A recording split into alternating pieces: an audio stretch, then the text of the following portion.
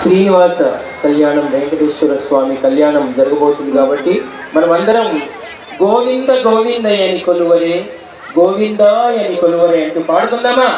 ఎంతమంది పాడతారు మాతో పాటు? అందరూ పాడాలి.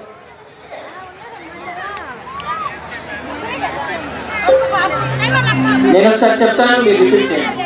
అమ్మా ఉన్నారమ్మా, నువ్వు ఆగమ్మ తల్లి, నిలబడినంత మాత్రం వచ్చేసి అందరూ రెండు చేతులతో చప్పట్లు కొడుతూ భజన చేస్తూ పాడాలి. పైకి చేతులు. గోవింద గోవింద గోవింద గోవింద. మా ప్రియ భక్త బంధువులందరికీ కూడా స్వాగతం, సుస్వాగతం.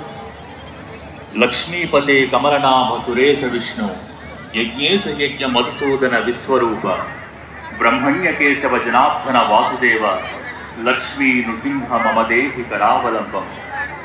పాలకడలిలో శేషశైనంపై నిద్రించే శ్రీ మహావిష్ణువు ఆయనే.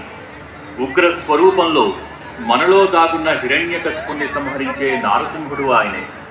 చేత వెన్న ముద్దతో ముద్దులొలికే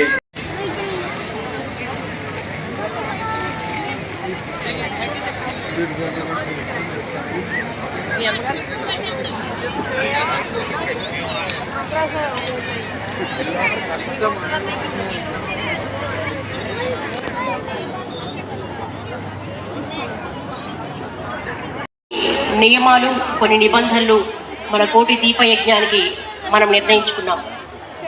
మొదటిది మీరు చాలా గుర్తుపెట్టుకోదగినది, ఎవ్వరూ కూడా పీఠాధిపతి విశిష్ట అతిథులు పైన దీపారాధన చేసిన అనంతరం మాత్రమే మీరు దీపాలు వెలిగించాలి.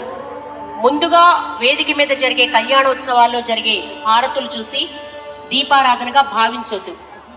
మనం ఒక నియమాన్ని పెట్టుకున్నాం, ఆ నియమానుసారం మాత్రమే, ఒక ముహూర్త ప్రకారం మాత్రమే మనం దీపం వెలిగిస్తాం. ఎవ్వరూ కూడా పీఠాధిపతి విశిష్ట అతిథులు వెలిగించకుండా దీపం వెలిగించొద్దు. అలా వెలిగిస్తే మీకు ఈ దీపయజ్ఞం ఫలం దక్కదు. ఈ ప్రాంగణంలోకి వచ్చిన తర్వాత